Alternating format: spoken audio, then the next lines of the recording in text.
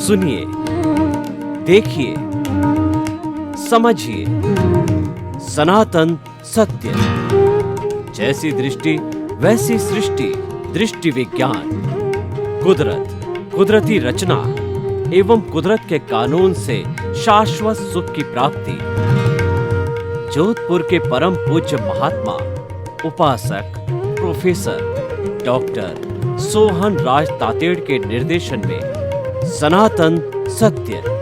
जैसी दृष्टि वैसी सृष्टि, दृष्टि विज्ञान।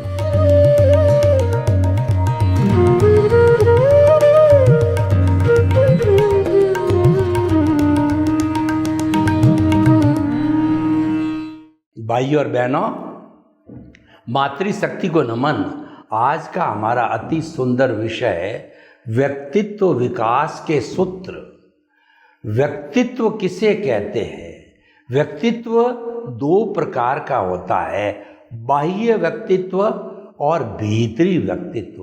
बाह्य व्यक्तित्व में हमारी बॉडी लैंग्वेज, हमारे बैठने का तरीका, कपड़े कैसे पहनते हैं, किन लोगों की सोसाइटी में रहते हैं, कैसे बोलते हैं, कैसा व्यवहार करते हैं, ये सब बाहरी व्यक्तित्व है।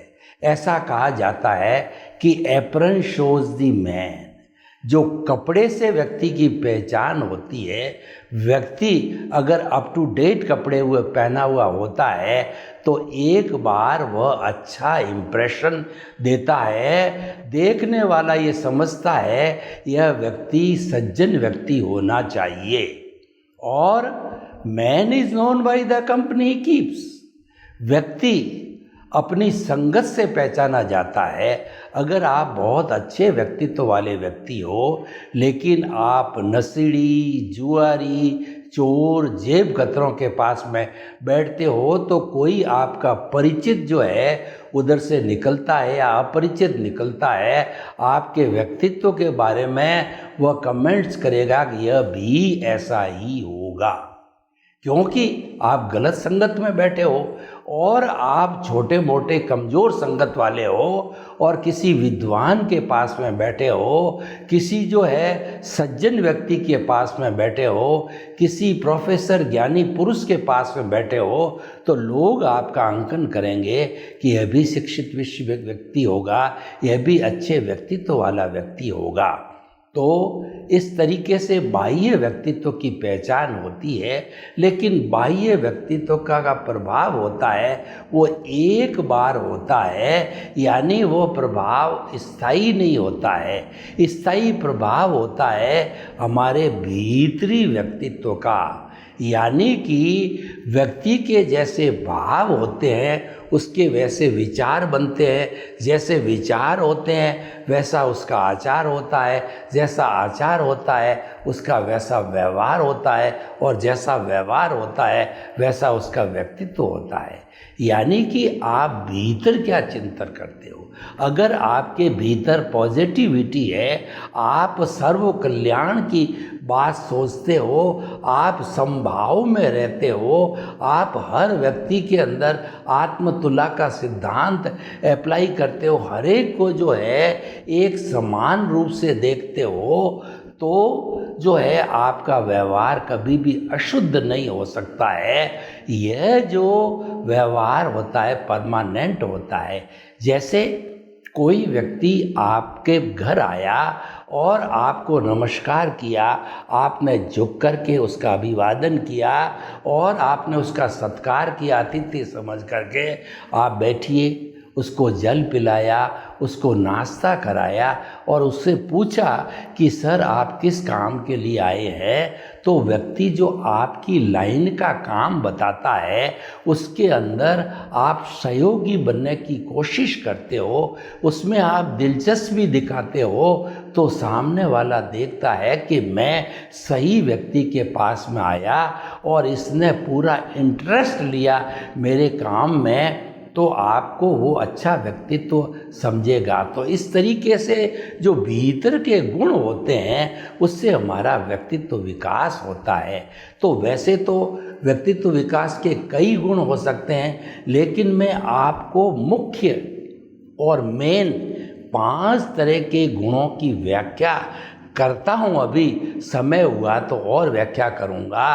तो ये 5 अगर कोई व्यक्ति गुण अपने शरीर में धारण कर लेता है, अपनों भावों में, अपने विचारों में बिठा देता है, तो उसका सफल व्यक्तित्व होता है, वह सबका प्रिय होता है और लोग चाहते हैं कि ऐसा व्यक्ति समाज में रहे, घर में रहे, हमारे बीच में रहे, ताकि कि हम इसके व्यक्तित्व से कुछ अच्छी बातें सीख सकें। देखिए, हम बात कब सीखते हैं कि हमारे सामने एक अच्छी पर्सनैलिटी होनी चाहिए, एक अच्छे सर्वगुण संपन्न व्यक्ति होना चाहिए, क्योंकि व्यक्ति होता है वो कॉपिंग पावर ज़्यादा होता है, प्रवचन से कम प्रभावित होता है, लेकिन व्यक्ति के व्यवहार से ज़्यादा प्रभावित होता है। और हमारे छोटे बच्चे होते हैं वो तो माता पिता जैसा व्यवहार करते हैं, उसका ही वो डिटो व्यवहार करते हैं।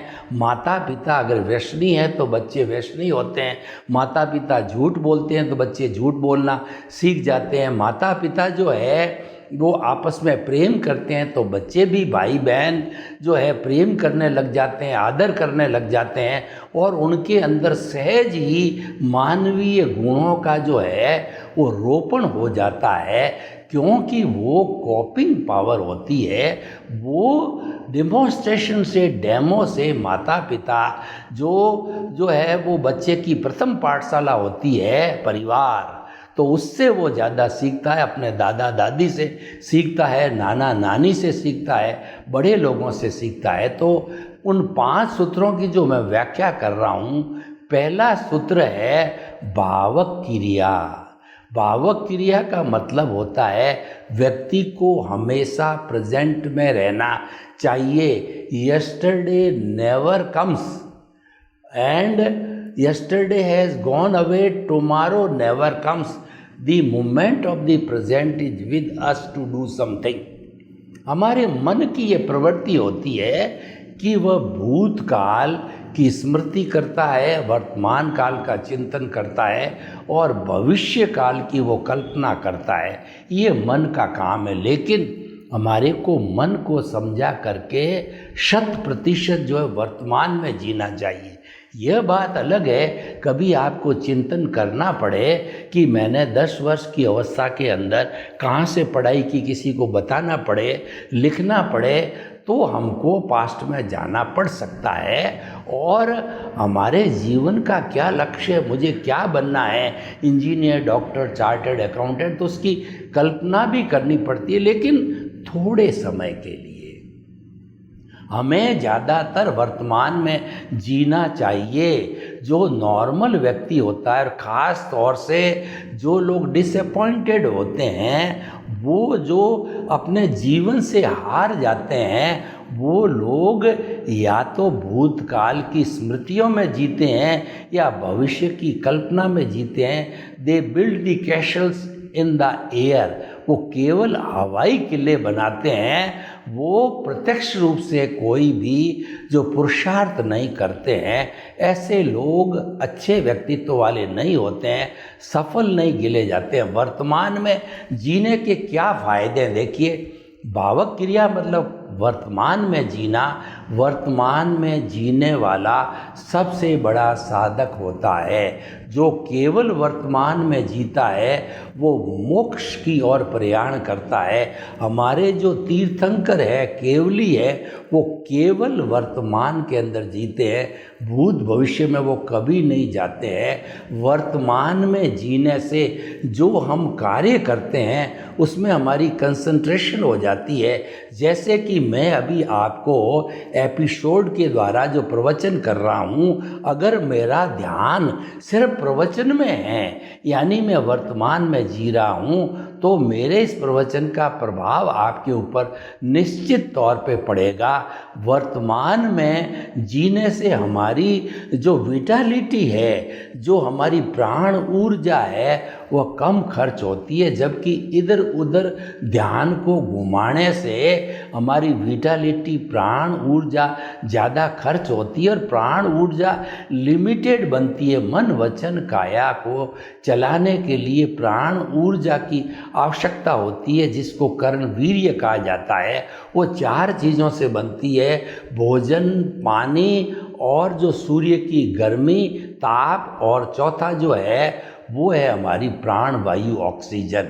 लेकिन ये लिमिटेड बनती है, इसको 24 आवर्स काम में लेना होता है। अगर हमने नेगेटिविटी के अंदर हम पास्ट में चले गए, फ्यूचर में चले गए, तो जो रिजल्ट देने वाला जो वर्तमान है उसमें नहीं रहने से हमको अच्छे रिजल्ट, अच्छा व्यक्तित्व हमारा नहीं बनता है। और प्रेजेंट में रहने से व्यक्ति जो कुछ भी जो ध्यान उसके सामने आ रहा है, चाहे प्रवचन सुन रहा है, चाहे टीवी देख रहा है, चाहे कोई व्यापारिक लाइन की किसी से बात कर रहा है, तो वो सारी की सारी चीज़ उसके मानस पटल पर क्लियर हो जाती है। और जो भावक क्रिया के अंदर जीता है वह व्यक्ति अवचेतन मन तक भी चला जा सकता है। अवचेतन मन में अगर कोई बात चली गई तो वो परमानेंट फिट हो जाती। आपने कभी देखा होगा कि आपकी 3 साल 5 साल की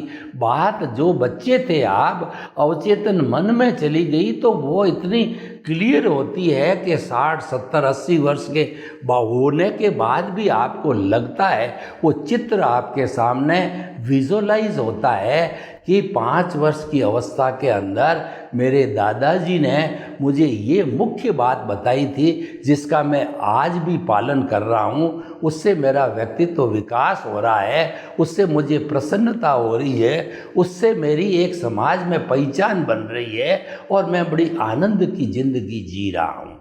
तो देखिए, अवचेतन मन इस संसार की सबसे बड़ी फैक्ट्री है। जितना रूपांतरण होता है वो सारा अवचेतन मन में होता है, क्योंकि चेतन मन है वो तो हमारी दबी हुई भावना, 8 प्रकार के कर्मों का वेयर हाउस है, गोदाम है, और वह उदय प्रारब्ध के अधीन कुदरत के कंट्रोल से जुड़ा हुआ है। और हमारा जो चेतन मन है वह कोई भी भाव विचार बन करके आया उसको इम्प्लीमेंट करता है, वह भी कुदरत से जुड़ा हुआ है। मन वचन काया तथा उससे जुड़ी हुई हर अवस्था मात्र कुदरती रचना है। वह व्यवस्थित है, प्री डेस्टिन्ड है, वह फिक्स है, और वह अवस्था मतलब वो विनाशी है, वो जाने वाली है। यानी जो हमारी भावक क्रिया है, नाम ही इसका भावक क्रिया, भावों से जुड़ी हुई होती है। भाव हमारी आत्मा की सत्ता है, उस पर किसी का कानून नहीं लगता है, कुदरत का कानून उस पर नहीं लगता है। वो तो मन वचन काया के ऊपर लागू होता है, वो तो बादशाह है। आत्मा के लिए कहा गया है कि चाह गई चिंता मिटी, मनुआ बेपरवाह, जिनको कुछ न चाहिए सो ही शहंशाह। हमारी जो आत्मा है, जो भाव सत्ता वाली है, वो शहंशाह है, क्योंकि वहाँ भय और भीख नहीं होता। वो तो अनंत ज्ञान, अनंत दर्शन, अनंत शक्ति और अनंत सुख का धाम है। वो विश्व की, इस ब्रह्मांड की सबसे पावरफुल शक्ति है। जे एगे जाने ते सब्बे जाने, जे सब्बे जाने ते एगे जाने। जिसने कि एक आत्म तत्व को जान लिया उसने पूरे ब्रह्मांड को जान लिया। किसी ने पूरे ब्रह्मांड को जाना यानी उसने आत्म तत्व को जान लिया, क्योंकि मुक्ति को जाने वाला, शाश्वत सुख को पाने वाला, शाश्वत सुख का तो दरिया भीतर हमारी द्रव्य आत्मा है, हमारी शुद्ध आत्मा है, लेकिन वो अज्ञान के कारण बॉन्डेड है, बद्ध अवस्था में है। तो भाई और बहनों, भावक क्रिया व्यक्तित्व विकास का एक आध्यात्मिक सूत्र भी है और व्यवहार कुशलता का सूत्र भी है। दूसरा है प्रतिक्रिया विरति। आज पूरे विश्व के अंदर आप एनालिसिस कर लीजिए, जितने लड़ाई झगड़े टंटे इत्यादि होते, उन सब का कारण प्रतिक्रिया है। यानी क्रिया की प्रतिक्रिया होती है। एक व्यक्ति ने एक गाली दी तो सामने वाले ने 2 ठोक दी, 4 ठोक दी, नेले पे दैला मार लिया, टिट फॉर टैट कर दिया, ईंट का जवाब पत्थर से दे दिया और कमेंट किया कि मैं कौन सा कम हूँ जो गाली को सहन करूँ या उसको क्षमा करूँ। तो इस तरीके से ये वाद विवाद बढ़ता रहता है, उससे हाथापाई भी होती है, हो सकती है, पुलिस कार्रवाई भी संभव है, और ज़्यादा उसके तेवर बड़े हो जावे तो कोर्ट केसेस भी हो जाते हैं। पुलिस कार्रवाई, लड़ाई झगड़ा और कोर्ट केसेस की आप गहराई में जाकर के कारण ढूंढें तो आपको एक ही कारण मिलेगा, प्रतिक्रिया। अगर कोई व्यक्ति आपको गाली दे रहा है, आपको बुरा भला कह रहा है, आपको सुना रहा है, आपने उसको एक्सेप्ट नहीं किया, तो वो गाली, बुरी बातें, बुरी चीज़ें उसके पास लौट जाएगी और व्यक्ति जो है बुरी गाली देना, झूठ बोलना, गुस्से में आना कितनी देर आएगा? वो अधिकतम 1 मिनट आ सकता है, 2 मिनट आ सकता है, ज़्यादा समय में तो उसका ब्रेन हेमरेज भी हो सकता है और उसके कुछ भी बुरी स्थिति हो सकती है, उसके लकवा भी मार सकता है। तो भाई और बहनों, प्रतिक्रिया मत कीजिए, उसको रोक दीजिए। उसको रोकने के लिए कुछ मैं आपको प्रयोग बताता हूँ कि हमारा सबसे बड़ा साथी जो है वो सांस है। जब तक सांसा तब तक आशा, यानी जब तक हमारा सांस चल रहा है, हमको खुद को, परिवार वालों को, डॉक्टर को ये आशा है कि व्यक्ति जिंदा है। और जब हम अंतिम सांस लेते हैं, आयुष्य समाप्त होता है, तो हंसा यानी आत्मा उड़ जाता है और आत्मा, और जो डॉक्टर है वो हार्ट की जांच करके कहता है कि नाउ ही इज डेड, अब ये शव है, इसको जलाया जा सकता है। तो इसीलिए क्या है कि हमें जो है प्रतिक्रिया विरति करना चाहिए, प्रतिक्रिया को रोकना चाहिए। उसके मैंने आपको जो उदाहरण बताता हूँ कि ये सांस नॉर्मल व्यक्ति मस्ती की अवस्था में होता है, सामान्य अवस्था में होता है, तो आप घड़ी लेकर के बैठ जाइए। व्यक्ति जो है वो 1 मिनट के अंदर 16 सांस, एक्सहेल इनहेल को एक सांस कहते हैं, वो 16 सांस लेता है। आप थोड़ा सा अभ्यास कीजिए, अपने इस श्वास को धीरे धीरे पहले दिन, दूसरे दिन, तीसरे दिन 5%, 10%, 15%, महीने भर में 20%, 25% तक आपने अभ्यास कर लिया।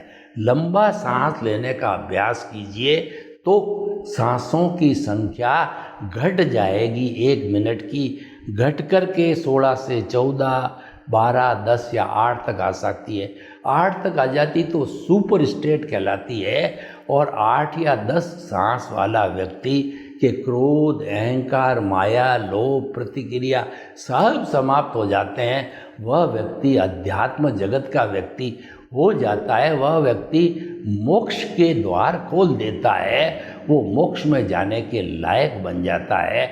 और देखिए, सबसे बड़ा लाभ क्या हुआ कि हमारी प्रतिक्रिया कभी नहीं होगी, हम चुप रहेंगे, यानी हमारे भीतर क्षमा का भाव आ जाएगा और हम ये चिंतन करने लग जाएंगे कि जो है वो समस्त जीवों को मैं क्षमा करता हूँ और सभी जीव मुझे खामे में, सब जीवे सब्बे जीवा खमंतु में, मिट्टी में सब भुएसु वेरंग मज्जन केणई, सभी जीवों को मैं क्षमा करता हूँ, सभी जीव मुझे क्षमा करे। दुनिया में मेरा कोई दुश्मन नहीं है, मेरे सभी मित्र है। ऐसी भावना प्रतिक्रिया विरति से बढ़ती। हमारी विटालिटी जिसका मैंने वर्णन किया, उस प्राण ऊर्जा की बचत होती है और हमारी प्रतिक्रिया विरति से नए कॉज, नए कर्म बंद नहीं होते हैं और हम सम्यक ज्ञान, सम्यक दर्शन की अवस्था में चले जाते हैं। अगर हमारा पूरा ज्ञान पुष्ट है तो और हम प्रज्ञा के जगत के अंदर जा सकते हैं और व्यवहार जो प्रतिक्रिया वृत्ति से जिस परिवार में जिस समाज में रहते हैं तो हमेशा लोग हमें पसंद करेंगे कि ये किसी बात पर जो है कमेंट नहीं करता, ये कभी गुस्सा नहीं करता, ये तो एक देवता का रूप है, ये देवत्व शक्ति वाला है। क्योंकि जो प्रतिक्रिया वृत्ति है ये डिवाइन हैबिट है। तो प्रतिक्रिया वृत्ति को रोकने वाला वो सबसे बड़ा व्यक्तित्व का विकास कर सकता है और जितने भी दुनिया में झंझट खड़े होते हैं उन सब से मुक्त हो सकता है। उदाहरण के तौर पर देखिए, आपकी पत्नी ने आपके नाश्ते में या खाने के अंदर जो है कभी जो है तेज नमक डाल दिया, तो अगर आप प्रतिक्रिया वृत्ति करते यानी आपने उसको खा लिया, आपने कोई प्रतिक्रिया व्यक्त नहीं की और जब आपकी पत्नी ने स्वयं खाया, देखा कि इतना खारा और मेरे पतिदेव खा गए तो ये कितने महान हैं, इन्होंने मुझे डांटा नहीं, फटकारा नहीं, तो इस तरीके से उसका आपके प्रति सम्मान बढ़ता जाएगा। जो प्रतिक्रिया वृत्ति करता है उसका परिवार के सदस्यों के उसके प्रति परिवार के सदस्यों का जो भावना है तो वह उच्चतर बनती जाती है। तो प्रतिक्रिया वृत्ति के अनेक फायदे हैं, कुछ फायदे मैंने बताए। भावक क्रिया प्रतिक्रिया वृत्ति मैत्री, ये एक बहुत बड़ा जो है कहना चाहिए गुण है। भगवान महावीर ने कहा कि जो है वो उन्होंने कहा कि जो है आप जो है अपने आप को देखो, स्वयं अपना सच में से जा, मैतिंग भूए सुकप्पय, स्वयं सत्य खोजो, सबके साथ मैत्री करो। उन्होंने कहा कि तुम मुझे मानो या न मानो, जानो या न जानो, ये कोई मायना नहीं रखता है, लेकिन मैंने किस तरीके से केवल ज्ञान को प्राप्त किया और किस तरीके से मैं शाश्वत सुख को प्राप्त कर लूँगा, जो रास्ता मैंने अख्तियार किया है उस रास्ते पर स्वयं चलो। वह रास्ता क्या है कि जो खामे में सब, जो उस रास्ता क्या है कि आप सबके साथ में मैत्री करो, प्राणी मात्र को आत्मतुलावत समझो और आप हर क्षण ये प्रयास करोगी कि 84 लाख जीवा योनि बर्थ प्लेसेस के असंख्य अनंत आत्माओं को मेरी आत्मा के समान समझता हूँ और उनके भीतर विराजमान शुद्ध आत्मा भगवान को निर्दोष दृष्टि से दर्शन कर उनको नमन करता हूँ। चाहे व्यवहार जगत में कहे या न कहे, लेकिन आप अपनी भाव सत्ता से, आपके सम्यक ज्ञान सम्यक दर्शन से सबको आप आत्मतुलावत समझो। आपको अपनी जैसी आत्मा सब में देखो, वो मैत्री कहलाती है। तो मैत्री करने से हमारा इस दुनिया में कोई दुश्मन नहीं होगा, और जब दुश्मन नहीं होगा और सभी मित्र होंगे तो हमें प्रसन्नता और आनंद की अनुभूति होगी, हमें प्रतिक्रिया नहीं करनी पड़ेगी और हम अपने व्यक्तित्व विकास में आगे से आगे बढ़ते हम रहेंगे।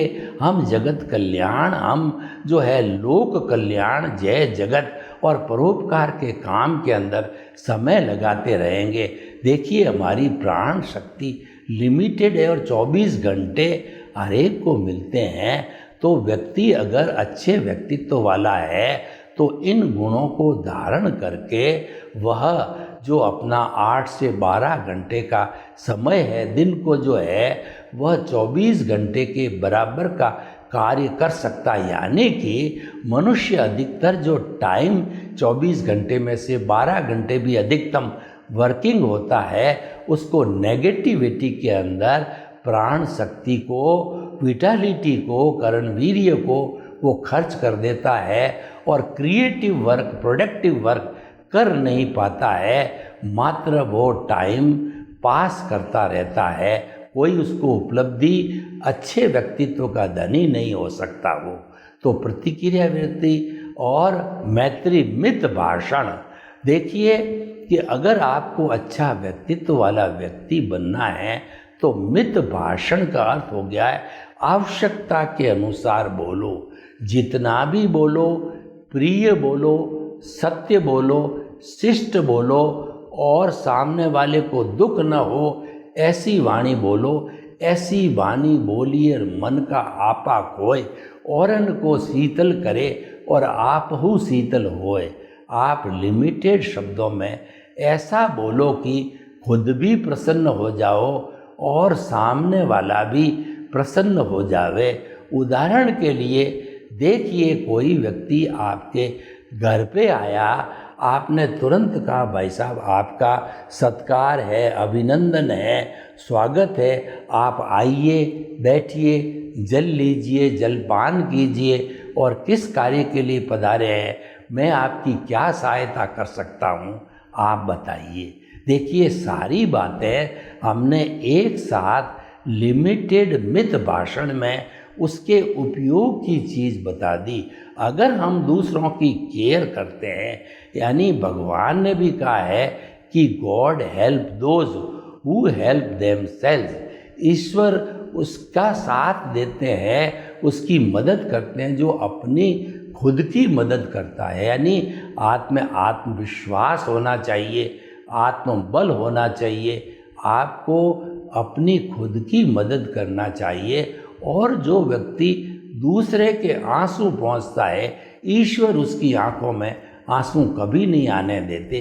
इसका अर्थ हुआ है आप किसी की भलाई करो तो आपकी बुराई हो ही नहीं सकती है, क्योंकि उसकी भलाई के अंदर आपकी भलाई समाहित है, ऑलरेडी इंक्लूडेड रहती है। जो दूसरों की भलाई करता है तो मान के चलिए कि सबसे पहले उसकी भलाई होती है, क्योंकि वो भक्ति मार्गी बनता है। ईश्वर पहले उसका ध्यान रखता है कि ये तो सेवा भावी व्यक्ति है, इसके स्वास्थ्य का और इसकी सोच का, इसके परिवार का मुझे ध्यान रखना है।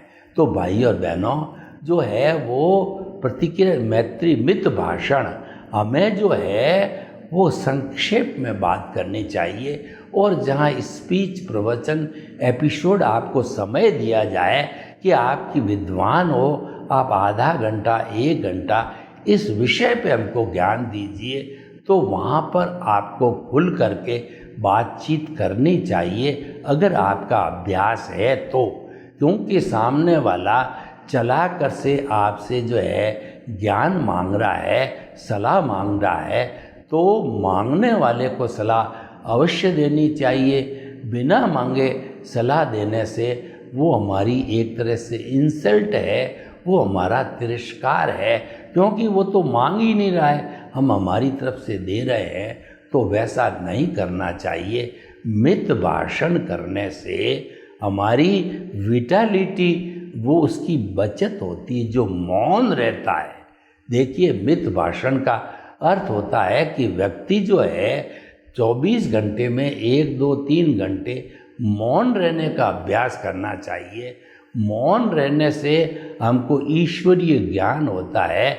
और अगर हम किसी प्राकृतिक स्थल पर है और मौन रह करके उस प्रकृति के सौंदर्य को निहारते हैं कि चारों तरफ सिनेरी है, कल कल करती हुई नदी बह रही है, झरना बह रहा है, पक्षी चहचहा रहे, पशु फुदक रहे हैं, और जो है नदी के अंदर कमल के फूल खिले हुए, पास में तालाब है और तालाब के अंदर कई तरह के पक्षी जो है वो नाच कर रहे हैं, तो ऐसा मौन रह करके आप घंटों घंटों दर्शन करते हैं, तो उस प्रकृति में ईश्वर के यानी आपके भीतर विराजमान शुद्ध आत्मा भगवान वो प्योर हो जाता है, उसको ईश्वर कहते हैं। यानी आपको आत्म साक्षात्कार होता है। ये मौन की शक्ति है, ये प्रकृति के सौंदर्य को निहारने की, ये कुदरत को समर्पण की शक्ति है।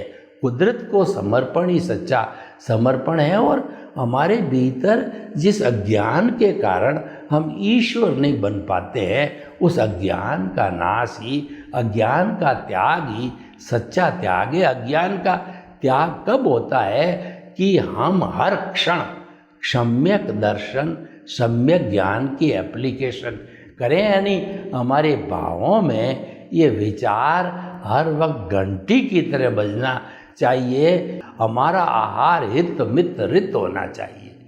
तो ये पांचों सूत्र अगर हम पालन करते हैं तो अच्छे व्यक्तित्व के धनी हो सकते हैं। सर्वे भवन्तु सुखिनः, सर्वे सन्तु निरामया।